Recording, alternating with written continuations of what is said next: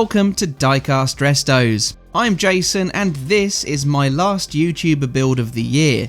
This one has actually taken me the best part of the year to finish. That's because I'm trying to turn this Matchbox Mark 1 Mondeo into a facelifted Mark 2 ST200 version, belonging to the face of Drive Tribe, Mike Fernie. I messaged Mike back in February and he told me he'd love either his Mondeo ST200, Rover 620 Ti or MG ZS180 recreating. The Mondeo was the winner due to a lack of models of the others. This is the 1993 Paul Radisich BTCC Mondeo that the model's original design emulated, while this is Mike's very own car with James May. That was prior to it being returned to a more factory look, with this what I'm trying to recreate. While the Mark II Mondeo was very much a facelift of the OG first generation car, there are significant exterior differences. The entire front and rear ends were reshaped in the process. I've also got to try and make this saloon model look more akin to Mike's hatchback. Anyway, let's start with some reasons as to why I've chosen to take on this build. Mike is the head of video at Drive Tribe, the social media platform set up by ex-Top Gear and Grand Tour presenters Jeremy Clarkson, Richard Hammond and James May. Mike's the presenter for the Drive Tribe YouTube channel and has done so since 2019. The car first appeared on the channel in December of that year, presented as the only car that Clarkson, Hammond and May all like. ST models came with Ford's 2.5 litre V6, which produces 202 brake horsepower, mated to a great chassis. Mike paid £900 for his Mondeo, but it was in a pretty poor state. There was panel damage, lack appeal and poor paintwork. As you saw in the clip with James earlier, it also didn't have its original wheels either. Internally, it was pretty original with its deep, comfortable Recaro seats.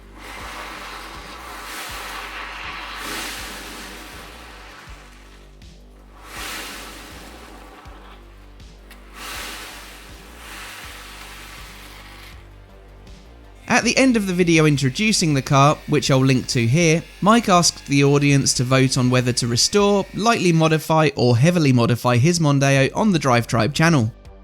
Restoration was the winning option, and so the car went through a series of fixes in order to get it back to its best. Mike listed this as one of his 3 favourite cars, and had it not been for this casting, I would have struggled to find a starting point. That's why the MG and the Rover were cast aside from my perspective. Let's quickly delve a little deeper into the history of the Ford Mondeo for those of you out of the loop. It was introduced in 1992, designed as a world car to replace the European Ford Sierra and the North American Ford Tempo. Development of the Mondeo had begun in the mid-1980s. With Ford creating a car to meet the needs of both European and American markets, costs mounted significantly, investing $6 billion into the project, making it one of Ford's most expensive ever. It was built on a new front-wheel drive platform, replacing the Sierra's rear drive. It was sold as the Contour and Mercury Mystique in North America. Sales started in spring 1993 and 3 body styles would be available: a 4-door saloon, 5-door hatchback and 5-door estate. Cars were powered by Ford's innovative Z-Tech engines in 1.6, 1.8 and 2 litre capacities. 1.8 litre diesels from Peugeot were also available. Ford one-upped its competitors with fully independent rear suspension that helped give the car superior ride comfort and handling, alongside its precise steering and suspension setup. It was well received, winning the prestigious 1994 European Car of the Year award. Sales were strong there, but the same couldn't be said in North America, where the Contour and Mystique struggled due to competition and market preference for larger vehicles. In 1996, the Mondeo received its facelift that I mentioned earlier, which included a redesigned front grille, bumpers and lighting. It also had a dashboard refresh inside. The Mondeo ST200 was introduced in 1997, which utilised the 24-valve 2.5 litre V6 that first appeared in 1994. This special edition ran for 2 years until 1999 when the ST200 limited edition launched. This features a special vehicle team version of the V6 that increased power output from 167 to 202 horsepower. Both the ST200 and the Mondeo first generation itself remained in production until 2000, when it was replaced by the second-gen car. Ford did also briefly offer a four-wheel drive Mondeo that was equipped with a 2-litre Zetec engine. This ran between 1995 and 1997 on mostly Mark I models. As for the Diecast model, well, Matchbox introduced this to their main 1-75 series in 1995.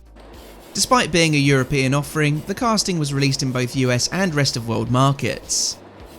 In its first year, it was painted in the same Paul Radisich 1993 British Touring Car Championship livery as I showed you earlier. There was a minor variation for 1996. The side Mondeo Tampo was printed in red rather than receiving yellow shading as the real car had. Quite expectedly, the model was dropped from the US line for 1997. The rest of world market received a plain blue Mondeo. That featured a large Ford oval on the bonnet, headlight trim, and the angled 6-spoke wheels had been swapped for a split 5-spoke type. It made one final appearance in 1998 in white with red and blue airport security tampos. This wasn't a mainline release, instead it was offered in 2-packs and playsets. All models had the name Ford Mondeo Ghia moulded into the base, referring to the trim level despite its early racing car aspirations. But back to the build, as I've begun the arduous task of remoulding the entire back end to look more like the facelifted variant. Within this, I'm incorporating the boot lid spoiler. I mean, looking at it, it needs work. But I wasn't really getting anywhere with hacking away at the casting using my rotary tool attachments. So I began building up the bumper using the same 2-part epoxy putty.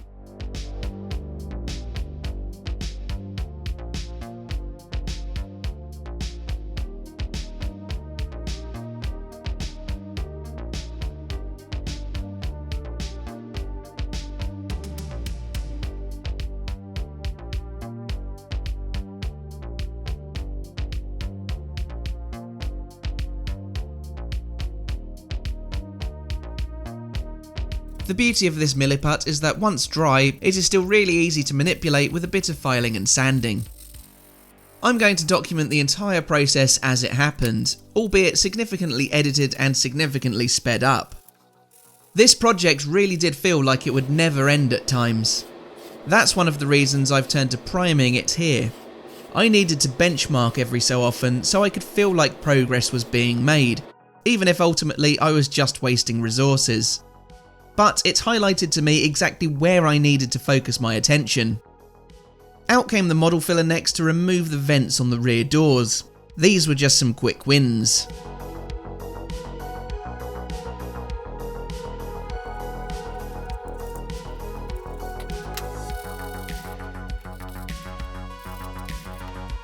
The rear bumper was still lumpy from my first attempts with the epoxy putty.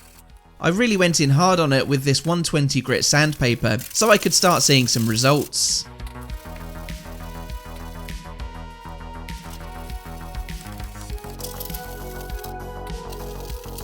While I had my file out, I thought I'd tackle the exhaust exits on the base. I have greater plans for them later on. Then it's back to the model filler as the realisation sets in that this original section needs more work than first anticipated. Once it's dried, I offer it up to that rough sandpaper too. I wanted this section to be completely smooth. The only recess on this part of the boot lid on the real Mondeo Mark II is for the registration plate, but that's something else I could work out later. The base needed painting to body colour as it is exposed due to the way the model is constructed. But while I had that primer out, it'd be rude not to check on progress on the body. It's better, but it still needs work. The rear is looking basic, but far better than before. Here's the first hint of colour. I couldn't get a rattle can match for the real car's Ford Imperial Blue, but I will coat it in Tamiya's TS72 Clear Blue to attempt to get a closer finish. But for now, it's back to the front as I'm still not satisfied with it. So that too is model fillered.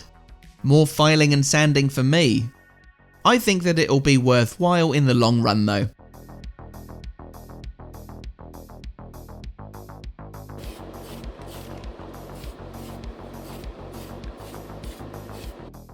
This was the final coat of primer, and the model is finally at a point where I'm ready to progress onto painting.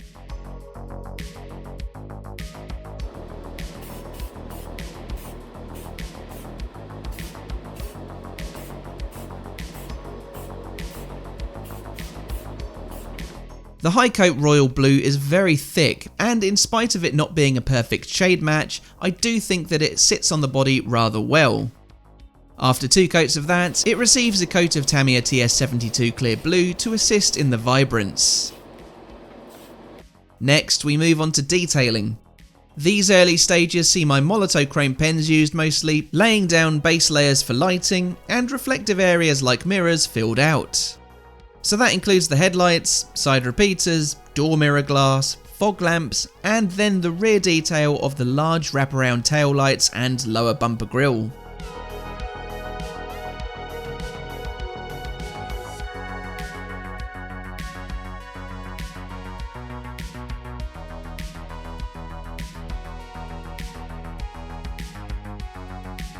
These Creative 164 NK RCT5s are near perfect matches to the ST200 rims, certainly at this scale anyway. So I get those primed and then painted in a couple of coats of Tamiya's TS17 gloss aluminium. Or at least try, using the dregs in my can.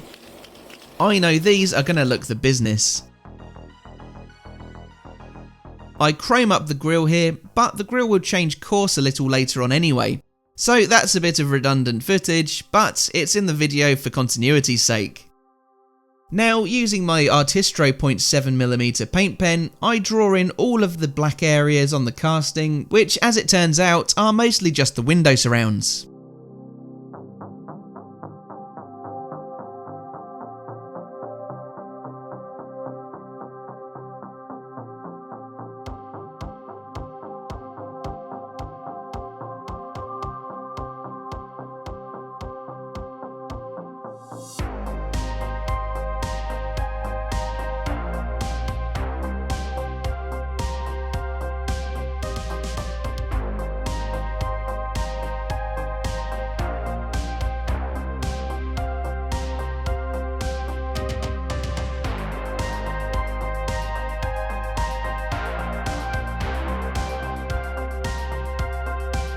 After I've chromed up the moulded in features on the base and coloured the side repeaters orange, I use the same Sharpie pens to add colour to the taillight clusters. They look slightly basic as things stand, but with some Citadel gloss that I'll be adding soon, they should greatly improve. Next, that rear screen needs a reinforced black outline to make it fit in with the curved appearance of the facelifted hatchback.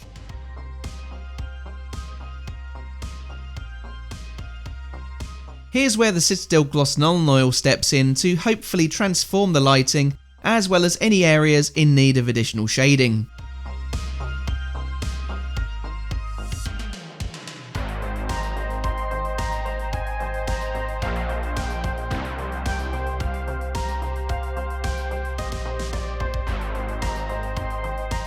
For the number plate recess, I'm simply going to draw an oval space with a Sharpie pen that comes out darker than the Ford Royal Blue on the body. Then it is time to apply the custom-made decals. There aren't too many to fit on Mike's Mondeo, so we start with the most personal of the lot, the registration plate. In previous builds, you'll have seen me fit the decals onto thin white styrene sheets. As this model has a cast area for a number plate, these waterslide decals sail straight onto the casting. The 2 tiny Ford badges are the worst of all to apply. I then lock in the decals with Mr. Mark Softer decal setting solution, but that front end was seriously bugging me. I was far more satisfied now with the back end, so I thought the grille could do with a bit more shading to help it along. That just didn't cut it either. So I decided to start over to a degree by obliterating the grille entirely. Instead, I printed a decal of a real ST200 grille. And boy, I'm glad I did. How much better does it look already?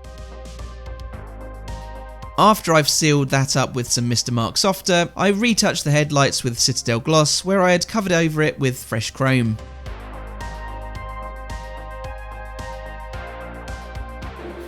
The body detailing is now complete, so it receives a luscious coat of Mr. Hobby Top Coat Clear Gloss. As for the tailpipes, I slice off 2 pieces of narrow tubing in order to position them on the body, reflective of where the exits are on the real car.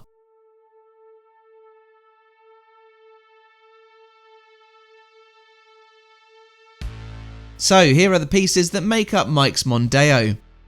You'll see that I've fitted the wheels to axles, and I've put some styrene offcuts under the axles to lower the ride height a touch. With the window and interior pieces in, it's time to reconnect the base. It all finally seals down with a pair of 3mm M2 laptop screws. So this was how the project started. It was a badly mistreated Matchbox model of the wrong mark for Mike's Mondeo. But it was all I had to work with.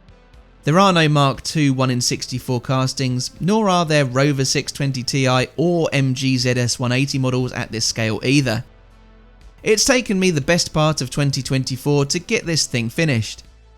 So let's take a look at the end result. Here it is then, my attempt at turning a Mark I Ford Mondeo Ghia into a Mark II ST200. I know it's far from perfect, but what a challenge it's been to get it remotely close. I do love the wheels and the stance on it. The rear end was an ordeal to sort out, but would you say it now looks more like a hatchback than a saloon? Restoring the window piece was tricky too. I didn't really touch on it in the video, but the previous owner really went to town on it. I think that the front end switch to a grille decal was a wise move, but let me know your thoughts in the comments. What did you like, or what would you have done differently? I really hope Mike likes the outcome and that this hasn't been a 9-month-long anticlimax. Stick around for some bonus footage, plus this car against my childhood Matchbox Mondeo in the outro, but all that leaves me to say is thanks for watching, and I'll see you again for the next one. Bye for now.